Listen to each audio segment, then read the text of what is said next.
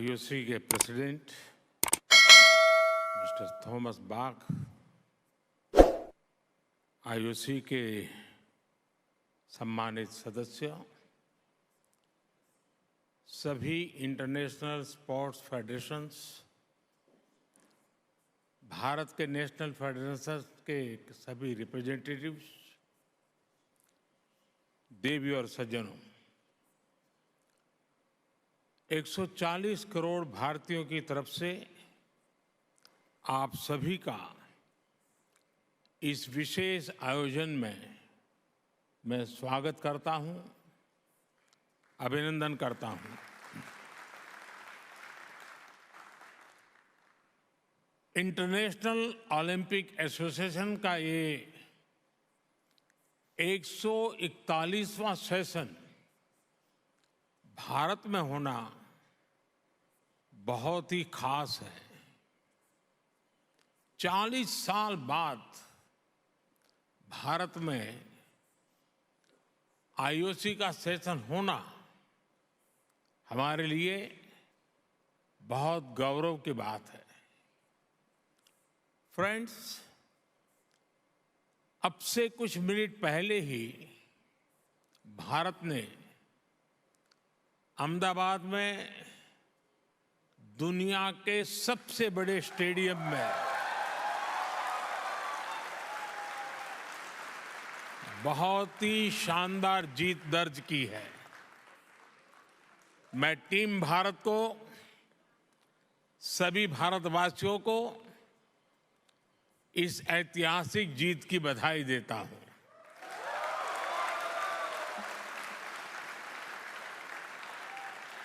साथियों, स्पोर्ट्स भारत में हमारे कल्चर का, हमारी लाइफस्टाइल का एक इम्पोर्टेंट हिस्सा रहा है।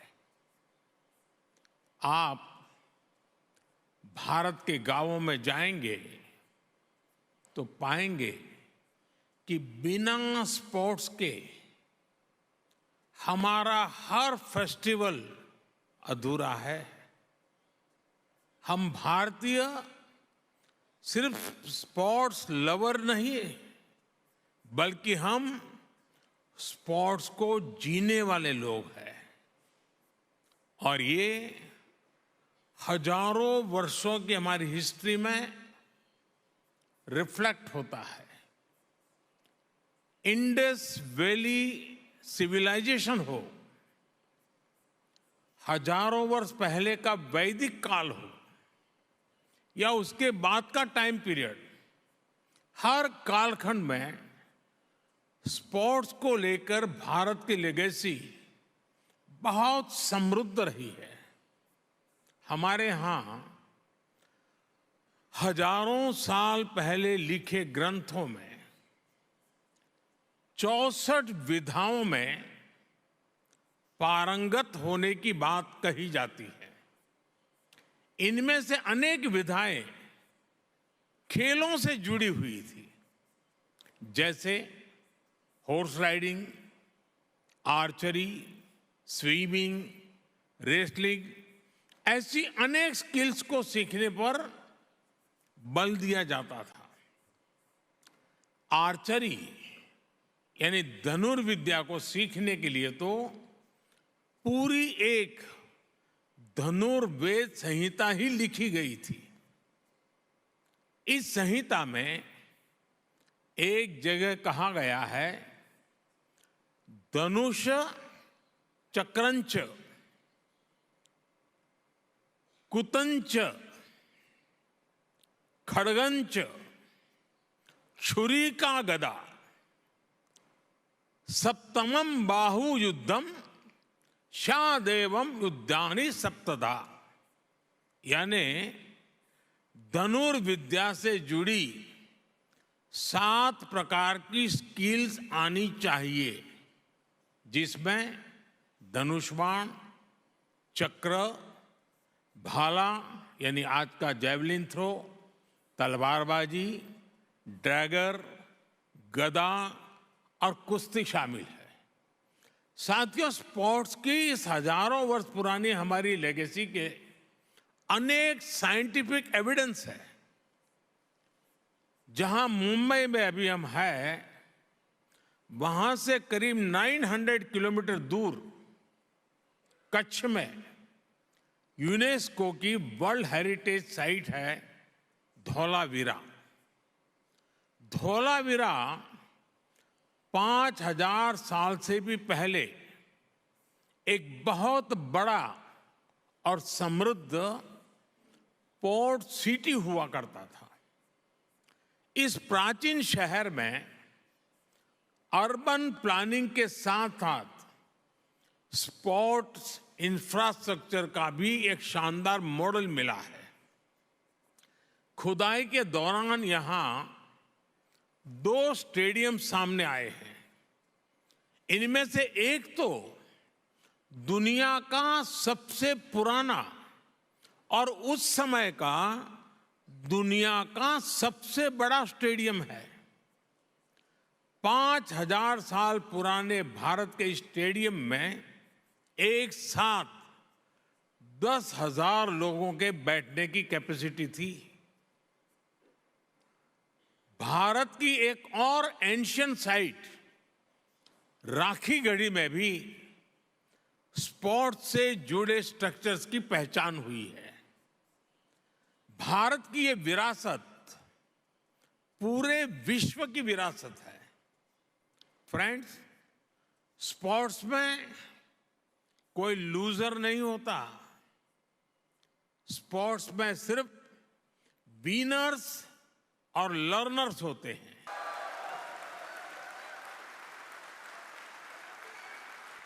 स्पोर्ट्स की लैंग्वेज यूनिवर्सल है, स्पिरिट यूनिवर्सल है। स्पोर्ट्स सिर्फ कंपटीशन नहीं है, स्पोर्ट्स ह्यूमैनिटी को अपने विस्तार का अवसर देता है।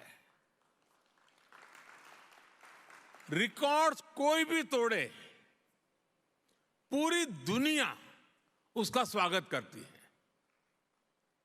स्पोर्ट्स हमारे वसुधैव कुटुंबकम यानी one earth, one family, one future के भाव को भी सशक्त करता है।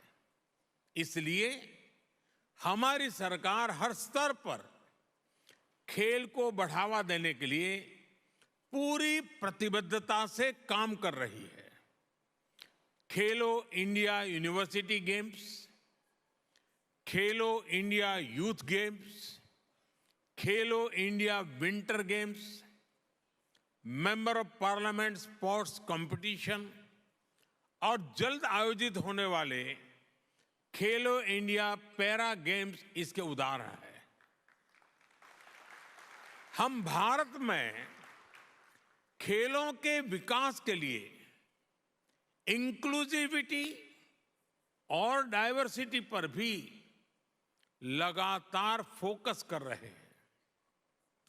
फ्रेंड्स, स्पोर्ट्स को लेकर भारत के इसी फोकस के कारण आज भारत इंटरनेशनल इवेंट्स में शानदार प्रदर्शन कर रहा है। पिछले ओलंपिक्स में कई भारतीय एथलीट्स ने बेहतरीन प्रदर्शन किया। हाल में संपन्न हुए एशियन गेम्स में भारत ने हिस्टोरिकल परफॉर्मेंस दी है। उससे पहले हुए वर्ल्ड यूनिवर्सिटी गेम्स में भी हमारे यंग एथलीट ने नए रिकॉर्ड बनाए हैं। ये भारत में बदलते और तेजी से विकसित होते स्पोर्ट्स लैंडस्केप का संकेत है। साथियों, बीते वर्षों में भारत ने हर प्रकार के ग्लोबल स्पोर्ट्स टूर्नामेंट ऑर्गेनाइज करने के अपने सामर्थ्य को साबित किया है। हमने हाल ही में चेस ओलंपियाड का आयोजन किया, जिसमें विश्व के 186 देश शामिल हुए। हमने football under 17 women's world cup, men's hockey world cup, women's world boxing championship और शूटिंग वर्ल्ड कप की भी मेजबानी की। भारत हर वर्ष दुनिया की सबसे बड़ी क्रिकेट लीग में से एक का भी आयोजन करता है। इस समय भारत में क्रिकेट वर्ल्ड कप भी चल रहा है। उत्साह के इस माहौल में सभी लोग ये सुनकर भी खुश हैं कि आईओसी के एग्जीक्यूटिव बोर्ड ने क्रिकेट को ओलंपिक्स में शामिल करने की सिफारिश की है। हमें उम्मीद है इस बारे में जल्द ही हमें कोई पॉजिटिव न्यूज़ सुनने को मिलेगा। साथियों, ग्लोबल इवेंट्स का आयोजन हमारे लिए दुनिया भर के देशों के स्वागत का मौका होता है। तेजी से बढ़ती इकोनॉमी और अपने वेल डेवलप्ड इंफ्रास्ट्रक्चर के कारण बड़े ग्लोबल इवेंट्स के लिए भारत तैयार है। ये दुनिया ने भारत की G20 प्रेसिडेंसी के दौरान भी देखा है। देश भर के 60 से अधिक शहरों में हमने इवेंट्स ऑर्गेनाइज किए हैं। ये लॉजिस्टिक्स से लेकर हर प्रकार की हमारी ऑर्गेनाइजिंग कैपेसिटी का प्रमाण है। इसलिए आज मैं आप सबके सामने 140 करोड़ भारतवासियों की भावना जरूर रखना चाहूंगा। भारत अपनी धरती पर ओलंपिक्स का आयोजन करने के लिए बहुत उत्साहित है।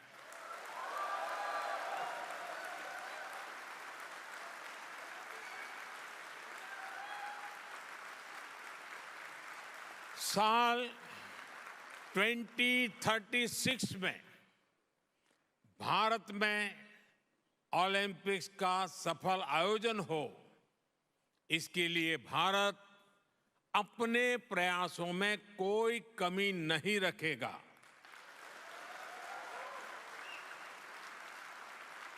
ये 140 करोड़ भारतीयों का बरसों पुराना सपना है, उनकी आकांक्षा है।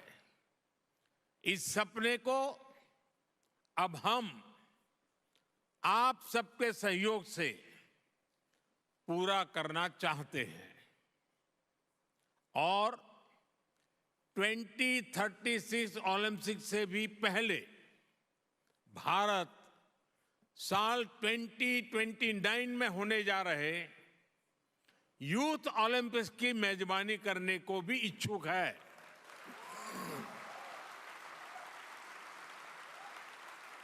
मुझे विश्वास है भारत को आईओसी का निरंतर सहयोग मिलता रहेगा।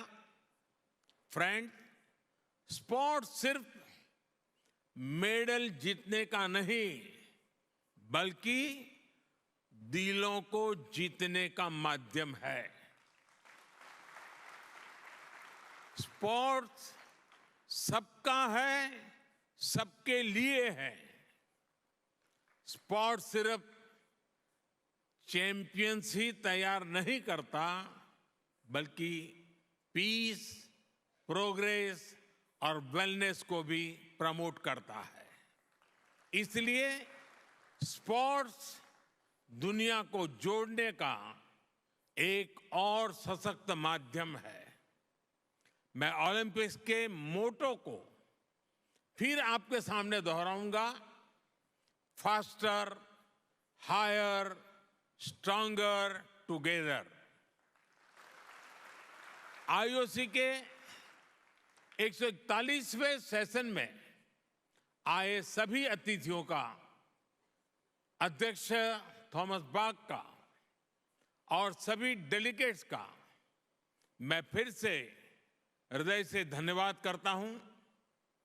आने वाले कुछ घंटों में आपको अनेक महत्वपूर्ण फैसले लेने हैं। I now declare this session open.